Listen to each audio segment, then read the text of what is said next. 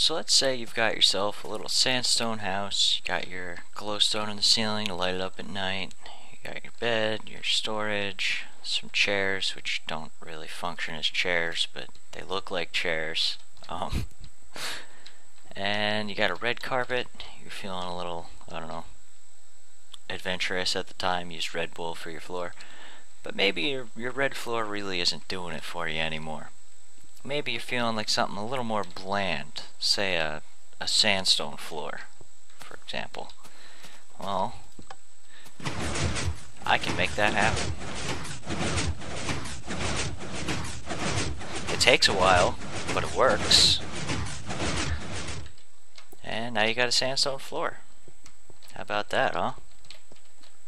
And nothing breaks, by the way. Well, some things like doors, if you had a door in the middle of the room, that would break. Doors here wouldn't break because these blocks aren't getting changed. I just don't have them in so you can see through easily. And you go ahead and pop that. It all switches back. You can walk on it, you just have to be careful because sometimes you fall a little bit. Like while it's changing, you can run around. Anyway, I'll go down and show you how it works. It's pretty simple. Actually, I'll show you the, get out of the way, the basic idea. Where is it? Should be over here, right? Yeah. The basic idea, this is for one that's only 4 wide, but it's just the same idea expanded. What I do is I take the button press, and this just turns into a very short pulse. And then it comes over and goes in almost immediately. And it comes out here, it gets delayed for a short time and goes in. It gets delayed a little more and goes in. It gets delayed a little more and goes in. And then the number of times you use the delay is the same as the number of pieces the floor is wide that you're changing. And as you can see how it works, it's like so. So first this one pushes, and here's the timings. It comes up, these get delayed further than these two. This one gets delayed by 2 ticks. This is delayed by 1 tick. And then both of these have the added few ticks there. And then that one is one off of full, which is 3. I believe it's 3. Then this one's 4.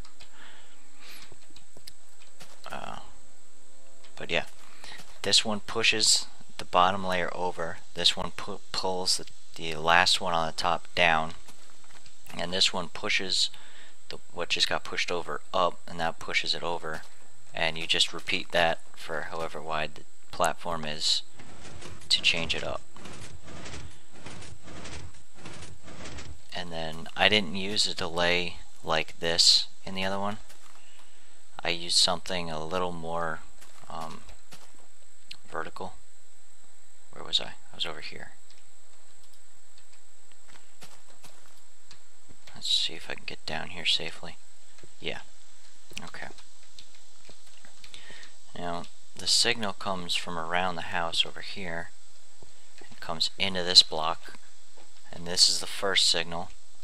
And it gets those 3 delays. It comes to here and goes off, and gets 3 delays and goes and continues over to delay again and go. And then after that 4th delay, since I need 8 times because the floor is that wide, it's 8 wide, right? Yeah.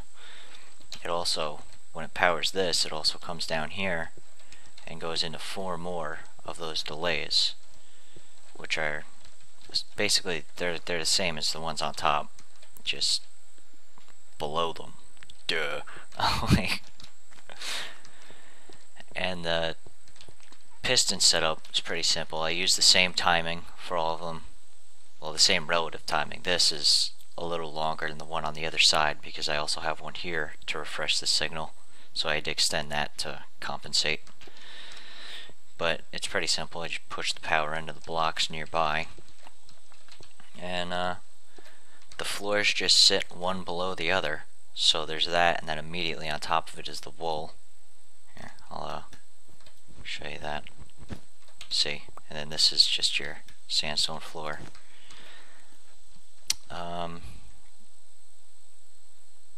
Yeah, it kind of prevents you from using things like pressure plates on your floors to power your doors, because when you move the block, I believe that breaks the pressure plate. I'm not 100% sure on that. Actually, let's find out right now. But it seems like it should break it. Oh, that changes things. Oh, that is wonderful. That just, oh wow, wow. The things you can do. Oh, I was sure that would have broken. I mean, it would break over here for sure, because this drops. Yeah, I split one. I will, if that doesn't break, something's up. But yeah, that one breaks because it actually drops. But that is, oh, wow. Hey, how did a piece of wool get over there? I don't know. So you can have automatic doors here with the, oh, well, actually it might be a little difficult to set up because of the pistons underneath, but it's good to know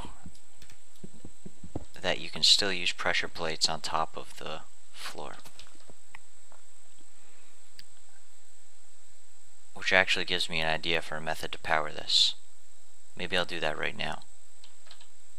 Right, anyway, I will see you guys later. Probably pretty soon with a revision to this design.